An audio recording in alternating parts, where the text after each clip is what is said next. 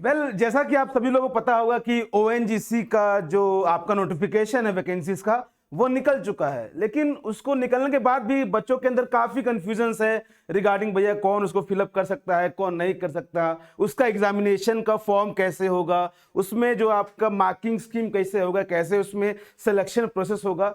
तो हमने कोशिश की है कि हाँ भैया जितने भी आपके जो डाउट्स चल रहे हैं माइंड में कि रिगार्डिंग कैसे इसको फिलअप करना है, क्या कौन कौन फिलअप कर सकता है, क्या एग्जामिनेशन का पैटर्न रहेगा, सब कुछ आपके साथ डिस्कस करने वाले हैं। So a very warm welcome to everyone on this Chak De classes बेटा। तो फाइनली बेटा क्या है यहाँ पे ओएनजीसी ने जैसा कि आपको पता होगा नोटिफिकेशन निकाल दिया है। अब नोटिफिकेशन में उसने ये चीज मेंशन किया हुआ है कि भाई आपका जो ये ओएनजीसी का प्लांट जहां जहां पर है वो वहां पे वाले जो बच्चे हैं उस स्टेट के जो बच्चे हैं वो उसको फॉर्म को फिलअप कर सकते हैं। भैया वो कौन से स्टेट है, भैया वो कौन कौन से स्टेट है जिसके बच्चे आपको फॉर्म फिलअप कर सकते हैं। पहला क्वेश्चन ये आता है भैया, तो पहला क्वेश्चन से स्टार्ट करते हैं। तो भैया जो बच्चे क्या कर रहे हैं, जो बच्चे आपके गोवा से हैं, दिल्ली से हैं, गुजरात से हैं, महाराष्ट्र से हैं, उत्तराखंड के हैं, राजस्थान के हैं, तमिलनाडु या पुडुचेरी के हैं, असम के हैं, अगरतला के हैं, वेस्ट बंगाल के हैं या फिर झारखंड के हैं, तो इतने स्टेट्स के जो बच्चे हैं वो क्या कर सकते हैं बेटा, वो फॉर्म फिलअप कर सकते हैं। आप किसी भी स्टेट के हो, अगर आपके पास क्या है जमीन जायदाद यहाँ पे है,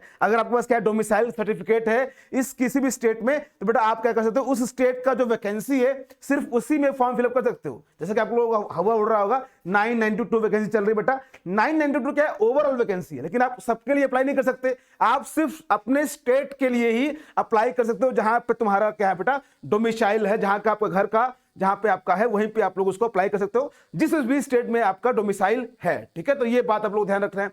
उसके बाद ये किसके लिए, ये सिर्फ फ्रेशर्स के लिए, जो बेटा क्या है फ्रेशर्स है, लेकिन जो भैया जो काम कर रहे हैं पहले से ओएनजीसी में वो कहीं पर भी अप्लाई कर सकते हैं। ठीक है, तो पहला डाउट इसको मन में से निकाल दीजिए कि भैया कौन अप्लाई कर सकता है कौन नहीं कर सकता। जो बच्चे इस स्टेट के हैं या फिर जिन बच्चों का घर इन स्टेट में है, चाहे वो कहीं के भी हो, अगर उनका डोमिसाइल यहाँ पे है, जमीन जायदाद यहाँ पे, डोमिसाइल मतलब घर वहां पे है, तो बेटा वो आपका फॉर्म वहां पे फिलअप कर सकते हैं। और ध्यान रखिए आपको टारगेट आपको 992 नहीं लेके चलना है, 992 वैकेंसी नहीं है बेटा।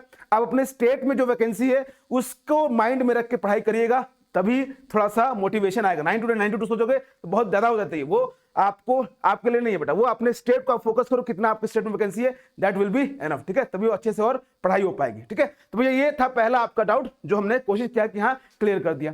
अब दूसरा डाउट आता है बेटा कि सर इतने सारे पोस्ट निकले हुए हैं, हम कितने पोस्ट में अप्लाई कर सकते हैं, कितने आपके अलग अलग पोस्ट, कितने पोस्ट में अप्लाई कर सकते हैं हम, भैया क्या एक से ज्यादा में क्या एलिजिबल है। तो भैया उसने साफ साफ उसने कहा है, किसने भैया, आपका जो नोटिफिकेशन है ओएनजीसी ने, उसने साफ साफ ये कह दिया है कि भैया तुम क्या कर सकते हो, तुम सिर्फ और सिर्फ कितने वैकेंसी पोस्ट पे अप्लाई कर सकते हो, you can only apply for 3 post. भैया ज्यादा ज्यादा आप क्या कर सकते हो 3 पोस्ट के लिए अप्लाई कर सकते हो। तो भैया आप 3 से ज्यादा पोस्ट के लिए अप्लाई नहीं करोगे अगर आप क्या करते हो आपके स्टेट में ये चीज है जहां पे डोमिसाइल रहते हो, अगर उसमें ये चीजें आ रही है बेटा, आपका जो प्लांट वो आ रहा है, आपकी वैकेंसी आ रही है उस स्टेट की है, तो बेटा आप मैक्सिमम 3 वैकेंसी से ज्यादा फिलअप नहीं कर सकते। तो ये दूसरा क्वेश्चन, भैया कितने पोस्ट आप लोग अप्लाई कर सकते हो। ठीक है भैया, अब बात आते सर अपेयरिंग वाले अप्लाई कर सकते हैं कि नहीं, पास आउट होना चाहिए। तो देख बड़ा ये क्या है, ये आपका जो समय चल रहा है वो बड़ा ही अच्छा समय चल रहा है, इस समय जो अपेयरिंग वाले भी होंगे, अगर आपका जो रिजल्ट है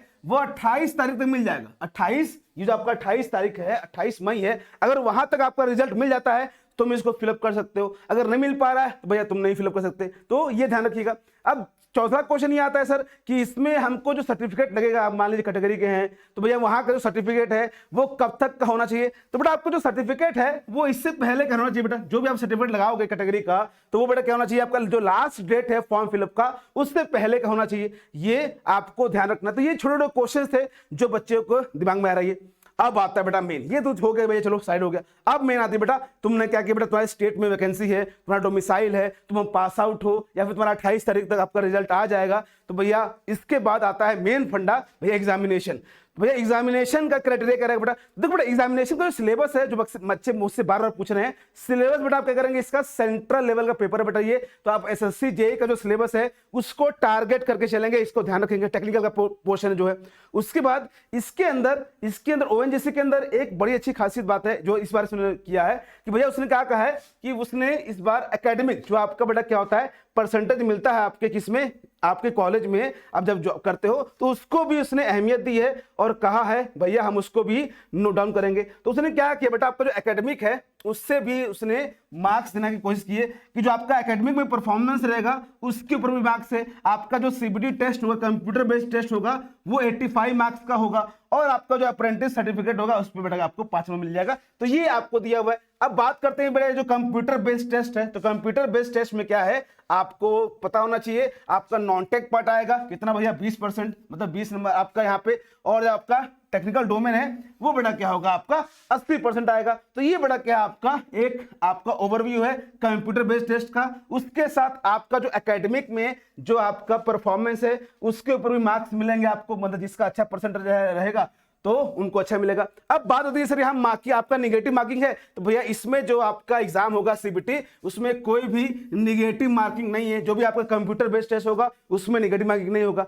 तो ये बड़ा क्या है आपका एक ओवरऑल जो आपका जो माइंड में डाउट चल रहे थे वो हमने आपको यहाँ पे कोशिश की है कि हाँ आपको वो सब क्या क्लियर कर सके। और कोई और डाउट रह चुका है आपके माइंड में तो उसको आप लोग मुझे कमेंट पिन में बॉक्स में बता दीजिएगा, मैं उसको डाउट को क्लियर कर दूंगा। तो इसके बाद क्या करना बेटा, आपको जल्दी से फॉर्म फिलअप करने के बाद अपनी पढ़ाई में लग जाइए, बिकॉज पढ़ाई ही है जो कि आपको सिलेक्शन दिलाएगा। बाकी सब तो बेटा क्या है, सैलरी इतना मिलेगा, हाई मिलेगा, हाउ मिलेगा, सब बकवास है। पहले पढ़ लो, सिलेक्शन ले लो, उसके बाद सब अपने आप तुम्हारे पास आएगा। ठीक है, तो मिलते हैं अगले सेशन में। Till then take care of yourself, keep smiling and God bless you to everyone. Thank you so much and love you all. Thank you so much.